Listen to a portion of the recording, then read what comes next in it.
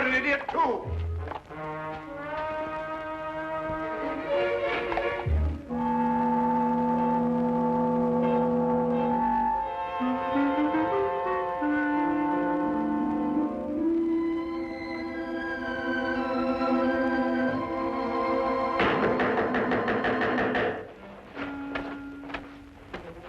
Did you hear that? With no difficulty. Or was it? Well, according to my deductions, I should imagine that someone is at the door. Oh. Well, Watson, won't you see who it is? No, well, I just... All right.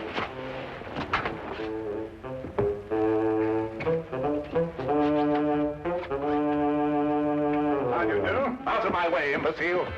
Ah, here you are. A most accurate observation. Don't fool with me, sir. I'll wrap this stick around your head. I beg your pardon. Do you know who you're talking to? I most certainly do. An idiot, a liar, and a blackguard. That's who I'm talking to. Would you care for a cup of tea? Never mind the cup of tea. Just give me my £100. Now, look here. Now you've gone too far. Who are you? Yes. Why don't you introduce yourself? Introduce? Mr. Holmes, what tomfoolery is this now? You know my name, sir. I wish I were equally informed as to yours. Do you mean to sit there and pretend you don't know who I am? I not only do not know who you are, sir, but I think I prefer it. Quite. But this is impossible. Oh, you're pulling my leg? Mr. Sherlock Holmes is not in the habit of pulling the legs of elderly gentlemen. Oh, enough of this nonsense. I talked to you here in these very rooms only last week.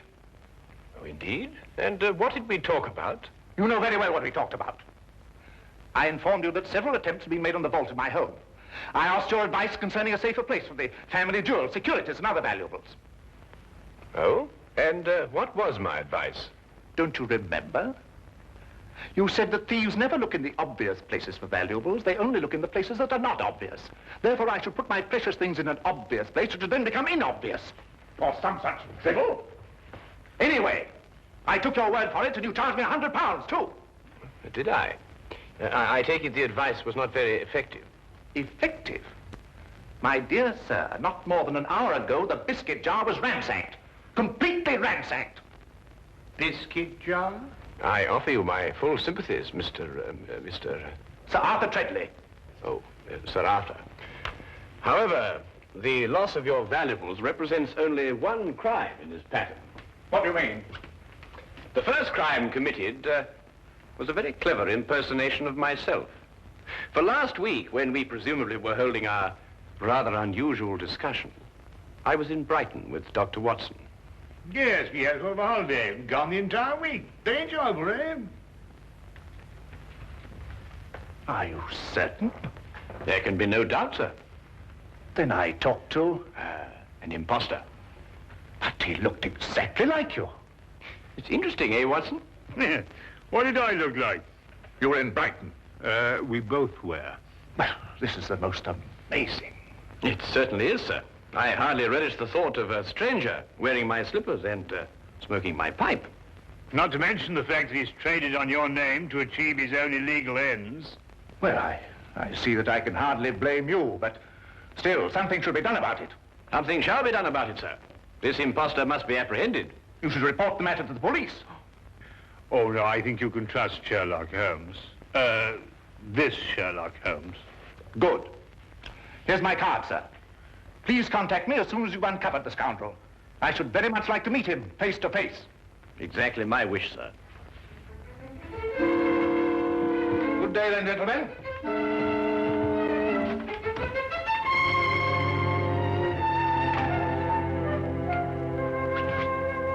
Oh, the nerve, all the impudence breaking in here and pretending to be Sherlock Holmes.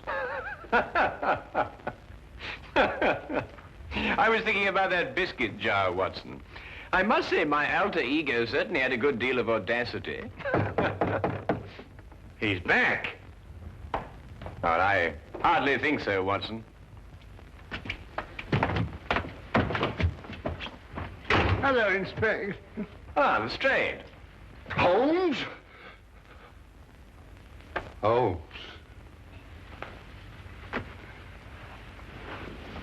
and the laughingstock of Scotland Yard. Oh, I am sorry to hear that. And so you should be. If it hadn't been for you, I'd have had London's cleverest jewel thief in the palm of my hand. Also London's cleverest impersonator, no doubt. Huh? I assume that you are under the impression that I visited you last week and offered you some unsolicited advice, shall we say? Of course I'm under the impression that... What do you mean, impression? Well, I'm sorry to disillusion you, Lestrade, but you see, Dr. Watson and I were not in London last week. A gentleman bearing an uncanny resemblance to myself has duped you. I don't believe it. You just won't admit to an error of judgment. Oh, no, Holmes. I'm not accepting that excuse. We were in Brighton, and we can prove it. Ridiculous. You came to my office, and you convinced me to switch my men from watching Carlton's jewelry shop to watching Hammelberg's jewelry shop. Yes, and naturally, Carlton's was the one that was robbed. Clean as a whistle. Oh, Holmes. I can't face my men. Of course. My dear old friend, my advice to you is to return to your men and inform them that you deliberately exposed Carlton's jewelry shop to the thief. All part of a vast, intricate plan. And don't tell them anything more. Well, you think that would work, Holmes? My solemn word.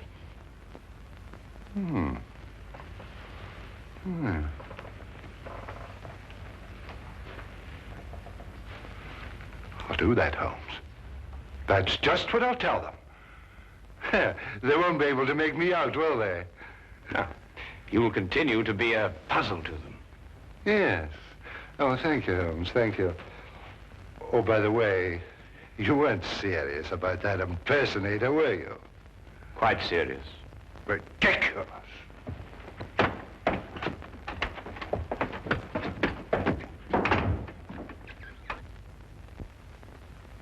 Holmes, this is getting worse and worse every minute. I dread to hear another knock on the door. Well, I think our man was busy enough for 1 week, don't you, Watson? Well, I hope so. Well, what are we going to do now? Well, to catch an impersonator, it may be necessary to bait the trap with a piece of imitation cheese. What? I say, Holmes, must we continue with this ridiculous act? Absolutely essential. Well, I don't feel very dignified. Dignity is not the issue, Watson. It is justice and revenge. How long do we go on for? Well, until the right man calls on us. Look here, we've already seen dozens of diplomats and reporters. Are you sure none of them was the right man? Quite sure, Watson. But I have every confidence our man will call on us before very long. Sooner or later, he must see for himself the fabulous Maharaja of Gandor. And to say nothing of the Maharaja's fortune in jewels. Well, I wish I was still plain Dr. Watson. Mr. Hadley Bellingbrook of the London Weekly News desires an audience with the Maharaja. Very well, ask him to wait for a moment. That's all right, Watson.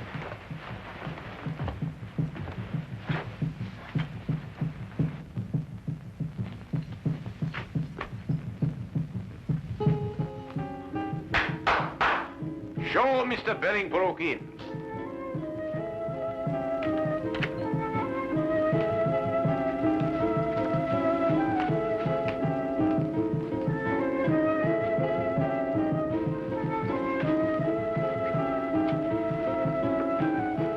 I am Afan Turman, the Grand Vizier to the Maharaja.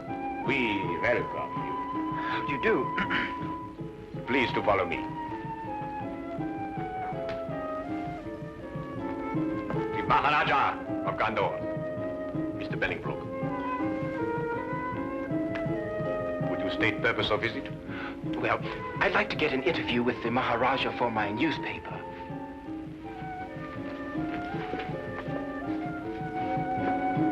Pundri Hai, Iskla, Karibalahira. We grant interview. First question, please. Well, actually, I wanted to do what we in London call a feature story. Naturally, I know that every newspaper has already covered the fact that the Maharaja is honoring us with a visit. I thought, therefore, that we might have, well, just sort of an informal chat. Very interesting. Very interesting. We grant an informal chat. Thank you.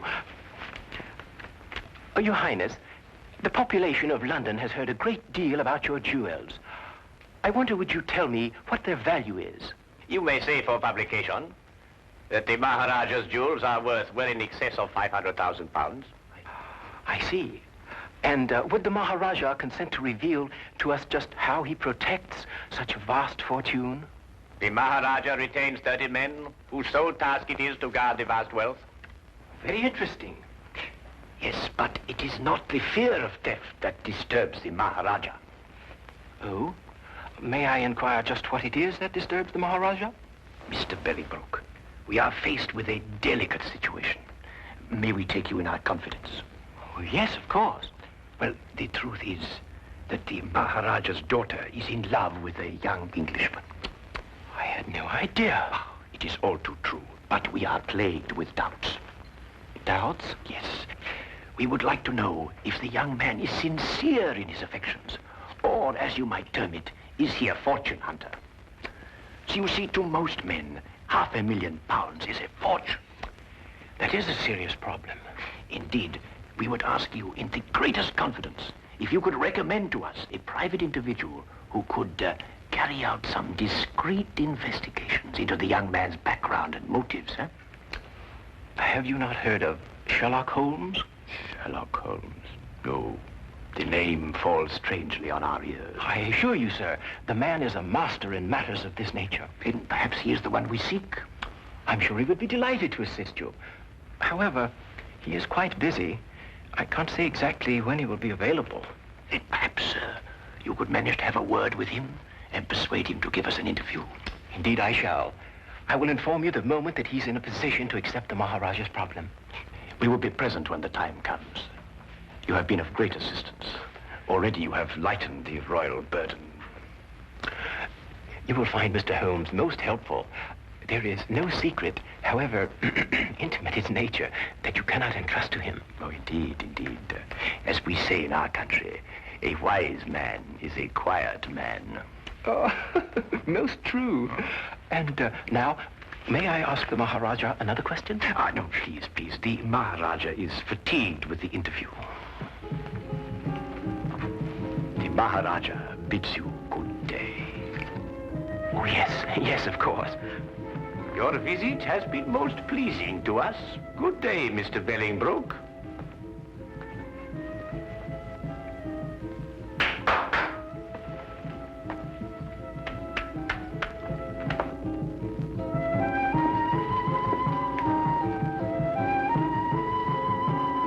May I speak now? Certainly, Watson. What would you like to say? Eh? Oh, no, nothing really. Oh. Look here, Holmes. Why did you tell that fantastic story, something about a daughter and an Englishman? Well, you're aware, of course, that Mr. Bolingbroke was not a member of the press. Oh? Seemed legitimate enough to me. Hardly. You see, there were no signs of the true journalist about him. The seat of his trouser was not shiny from constant application to a chair, nor were the elbows of his coat shiny from constant application to a desk. Yeah? His spectacles were mere props being made of plain glass. Plain glass? Good Lord, how did you determine that? Well, Mr. Bolingbroke is nearsighted. It was quite evident from the manner in which he took those notes that the glasses were no use to him whatsoever. Oh, I see. All right, then, granted Bolingbroke isn't Bolingbroke. Well, who is he? I mean, he doesn't look very like you, does he? Well, that's true, Watson. I think we shall learn more about our mysterious friend when he arranges that interview for me with Sherlock Holmes. Yes, I believe he resides at 221B Baker Street. A charming man, too, from what they say.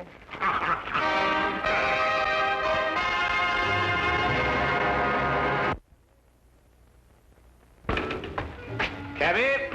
I say, Holmes, you did say we were just going through the motions of leaving the city. Yes, correct. But, well, hey, where are we actually going? Well, straight back to our rooms at the hotel, where you will get out of your clothes and resume your instant characterization of the Maharaja of Gandor.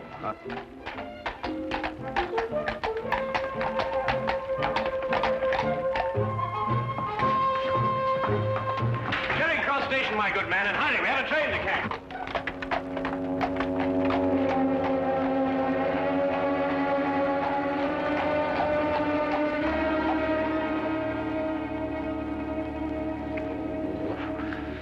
I wish they wore bowlers. Yeah, let me help you. Mr. Bellingbrook has arrived. Ah, show him in.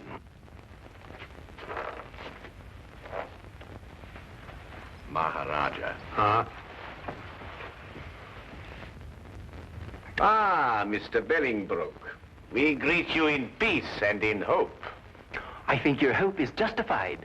Then you bring good tidings? I do. We had a good stroke of luck, and Mr. Holmes waits you this evening. Splendid. 8 o'clock would be most convenient for His Highness. I'm sure that would fit in with Mr. Holmes' schedule. We are most happy, Sahib. By the by, where does this Mr. Holmes reside? The address is 221B Baker Street. Baker Street. Ah, that has something to do with cakes and bread, no doubt. Yes, it is. But it has nothing to do with it in this case. Odd name for a street. But, however, we shall be there at the appointed hour. Good day, Mr. Bellingbrook.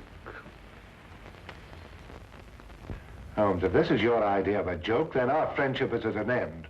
Not to mention my career with the Yard. I give you my word, Lestrade, I am utterly serious. And what could be fairer than that? I know. It just seems peculiar, this business of sneaking up to your place and arresting Sherlock Holmes. At 8 o'clock tonight. But suppose he isn't there.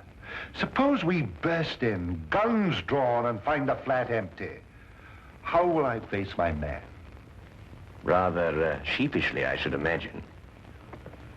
Look, Lestrade, the imposter is using our flat because he thinks we've left the city. Yes, I know. But it will be a tremendous fillip for you, Lestrade. Your name will be on the lips of every man, woman, and child in London. Every man, woman, and child, eh, Holmes? All right, I'll do it, Holmes. I'll do what you ask. Wilkins? Yes, sir. Have Hennessy and Clybourne report here at 7:30 tonight. Yes, sir. Oh, and you'd better be here, too. Very good, sir. One thing more, Wilkins. If anything goes wrong tonight, you know with whom the responsibility will lie? Well, I hardly like to say so. You're in enough difficulty as it is, sir.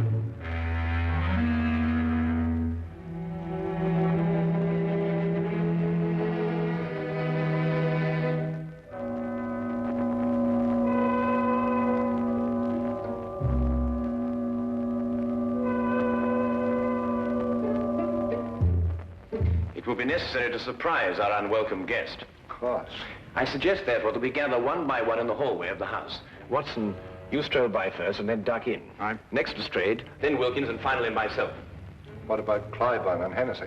Hennessy, you ought to go around the corner and station yourself at the back of the house. And mind, keep a good lookout. And Clybourne, you remain here and watch the front of the house. Now, is everything understood? Good. Then let's be off.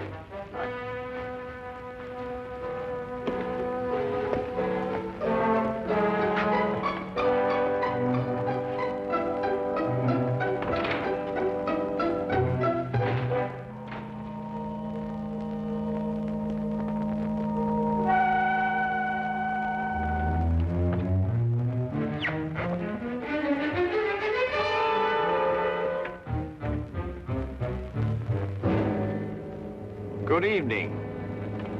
Very good. I must say the resemblance is quite remarkable. It is remarkable, but I should have known better than attempt to deceive you, Mr. Holmes. My error. I think you'd better come along quietly. I have no other choice, have I? You quite outnumber me.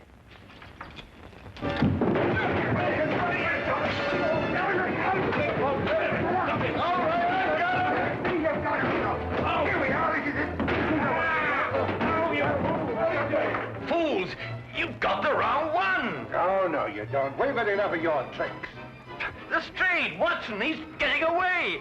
Let me up! Let you up, give you another chance to escape, more likely. You'll pardon me, gentlemen, but I believe you're sitting on the real Mr. Holmes. What makes you think so, Wilkins? Well, if he's the imposter, Where is the real Mr. Holmes? Yes, of course, you idiots. The real Holmes would run away. There should be two of us.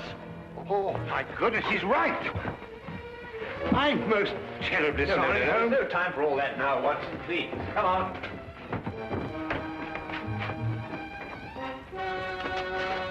Mr. Holmes, what is it? Have you seen the imposter? No, sir. He got away. Look down the street. Hurry, man.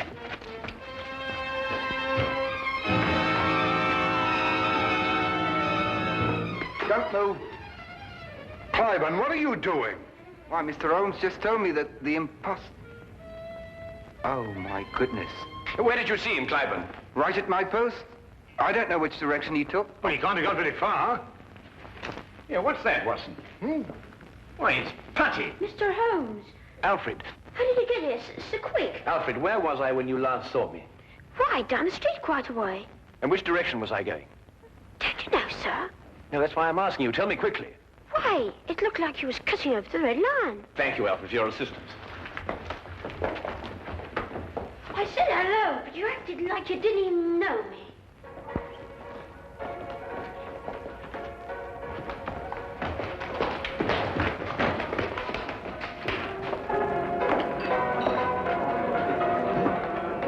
Make yourselves inconspicuous. I'll call you if I need you.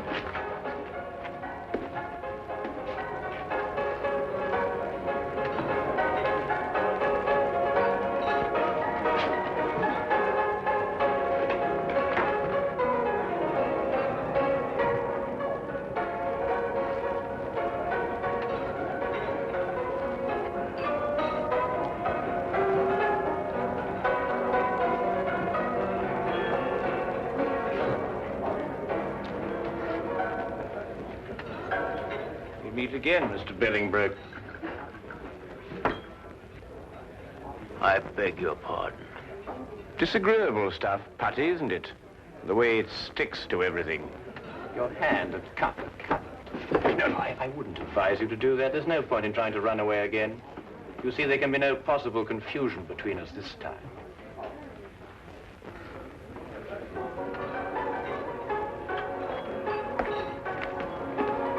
Here he is, Lestrade. But who is this man? Well, it's rather difficult to say. Sometimes he is a certain Mr. Bellingbroke, and at others a certain Mr. Sherlock Holmes. But at all times he is a superb master of mimicry and disguise. Holmes, are you positive? I'd hate to make another mistake, you know. Have no fear, Lestrade. You will discover on his person the putty with which he remodels the features of his face. And you may also undoubtedly discover that at one time or another, he was a more than competent actor.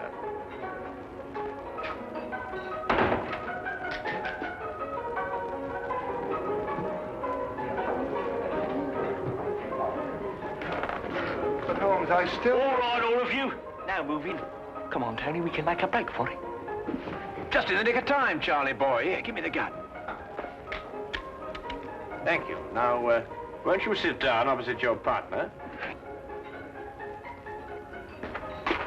Aren't you Tony Simmons? No, I am Sherlock Holmes. And this, in yet another disguise, is Tony Simmons. And this is Inspector Lestrade of Scotland Yard, Dr. Watson, Sergeant Wilkins, and Officer Cliburn. Now, is everything quite clear? Wilkins, give me a hand.